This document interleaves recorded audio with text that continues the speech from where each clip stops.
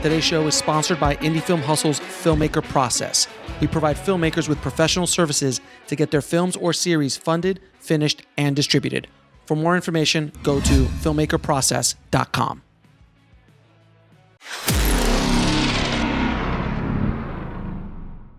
One area that is not really talked about enough, I think, with screenwriters, and I think this is where screenwriters and filmmakers, for that matter, get sideswiped in our business, is the politics behind the scenes, the stuff that you have to deal with about how to get a script financed, how to deal with personalities, how to deal with ego, how to deal with agendas. Do you have any advice? Because obviously you've been able to navigate these waters.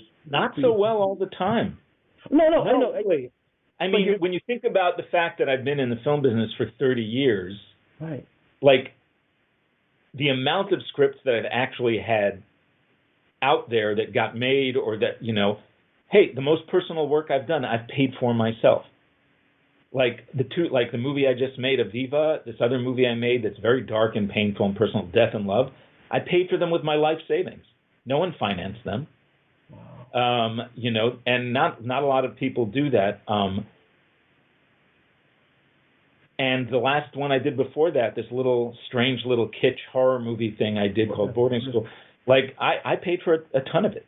Not all of it, but for a ton of it. And it's very, like, it is very challenging. And,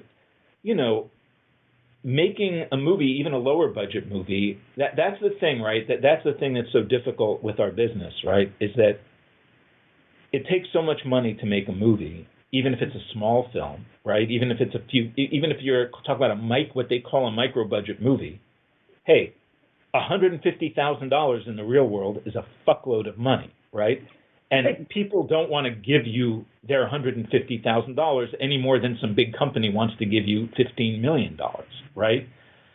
And everyone wants to know there's going to be a return on their investment and da-da-da.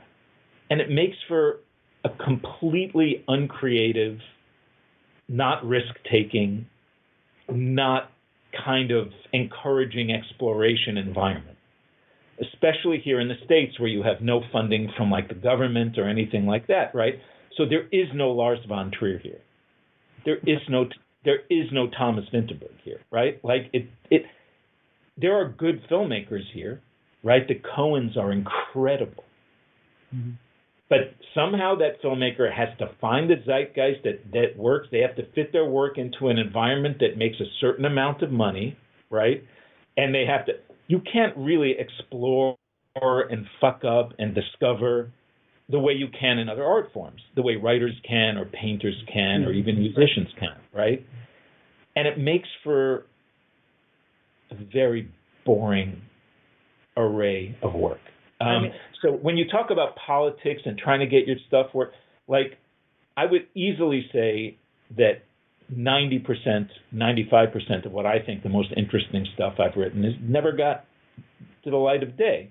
Now, am I saying it's great or that, da-da-da? No, not at all.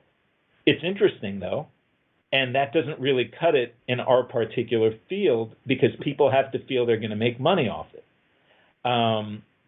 So it's challenging, and if you want to be a script writer and if you want to sell your work and if you want to be, you have to make sure your work can fit stars in it still till this day, and that actors who have some kind of a name are going to want to do it.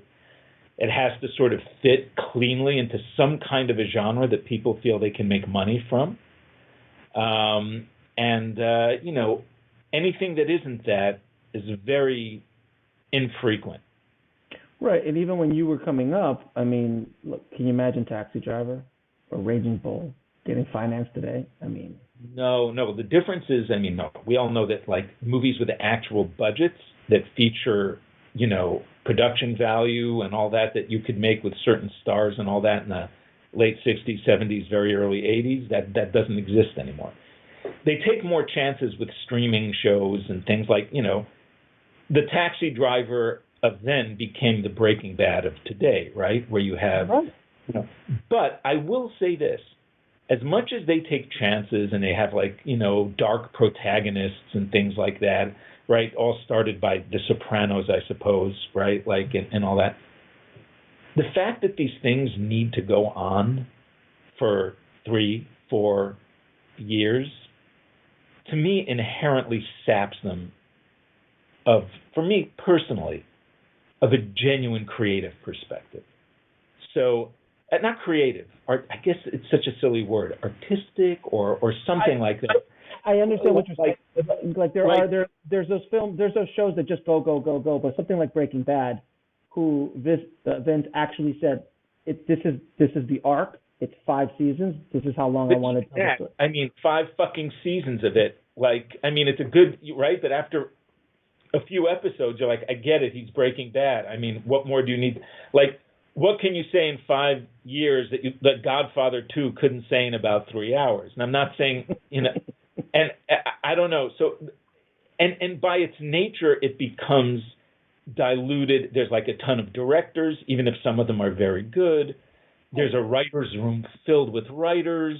It's a different vibe. It's a product of some kind. It can be wonderful. It can be a great show that people love, like The Wire or whatever.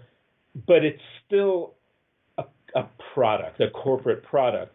Whereas there is still something to an individual film, whether you're watching, The Master by P.T. Anderson or Grand Budapest Hotel by Wes or something, where you go, it's a piece, it's of a piece, it's complete in its vision, its perspective, it says what it wants to say, and that's it, That day is close to being done. And it was certainly easier.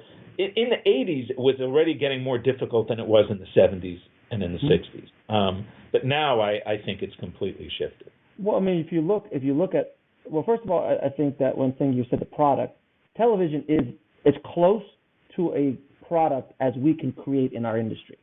Because, like that bottle you're drinking from right now, that's a product. It's a bottle. It's a price. You make it for a certain cost, and you get markup, and that's it.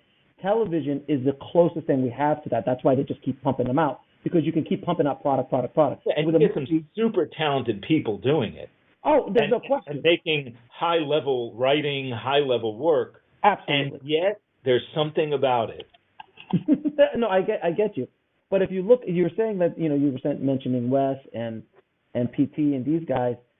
I'm noticing that films that actually get some budget, have some star power, is rarely the young, unknown directors anymore, or even the young, maybe have 1 or 2.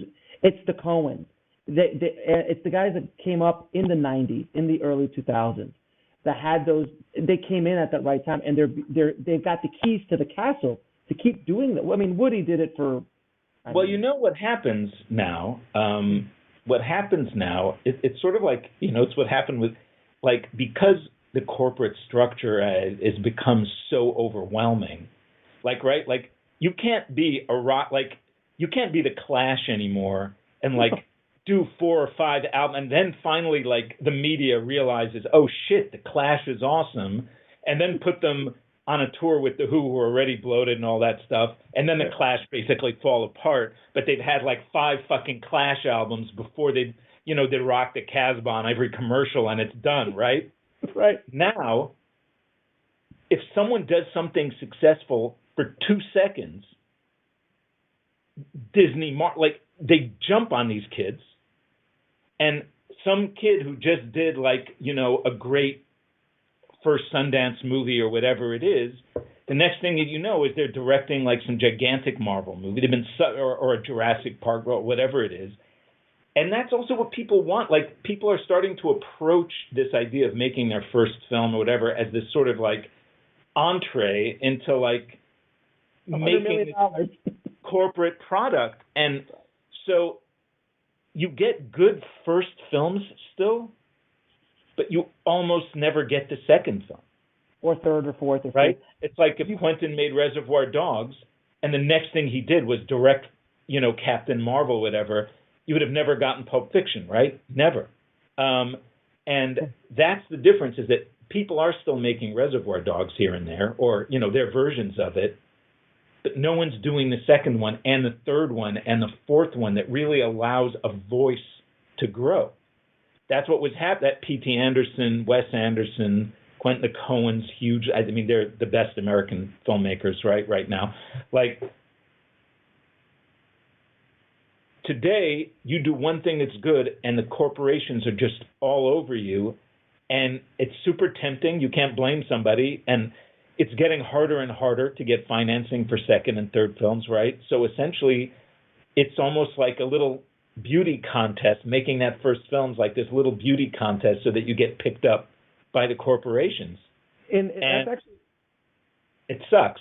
No, and it's really good. So like right now, so if today Joel and Ethan bust out Blood Simple, then they're on a Netflix series, or they're doing a Marvel film, or they're doing a gritty Star Wars show. I mean, it's we don't get and what's kind of, I don't mean to go dark with it, but what's kind of depressing is how much what once was like a cineast and kind of like film lover community has basically been co-opted by the corporations into becoming this sort of geek community that just like will argue about, you know, how big Thor's hammer should be or whatever it is.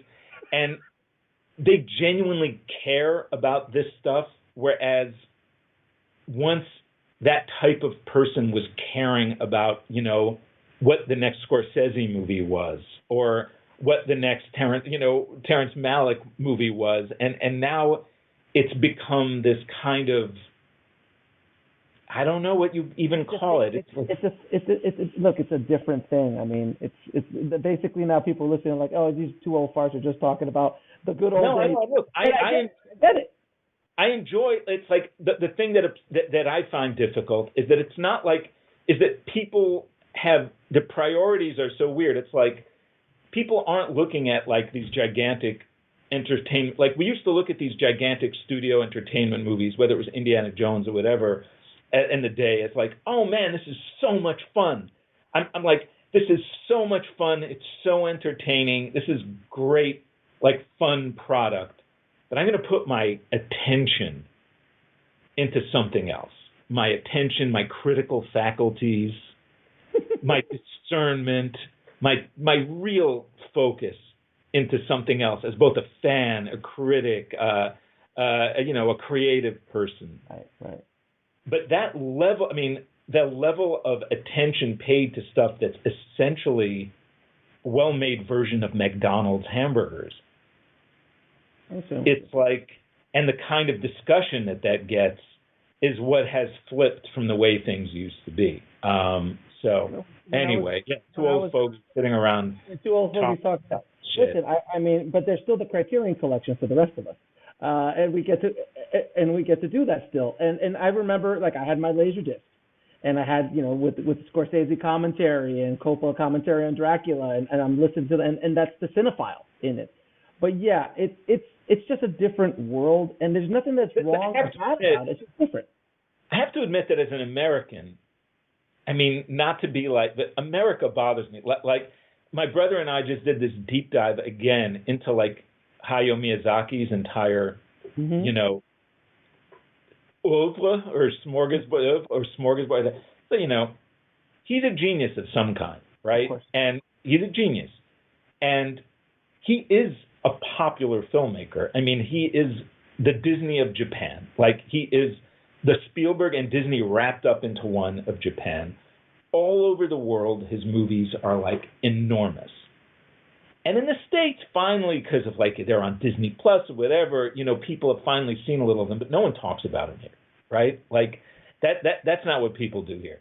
I'm not saying it's not possible to make beautiful, popular films, but I just feel like our particular culture and our particular filmmaking culture is pretty frustrating. I get it 110%. I understand exactly what you're saying. And we can keep going down this path for okay. We'll go down another path. To watch the rest of this interview, head over to bulletproofscreenwriting.tv.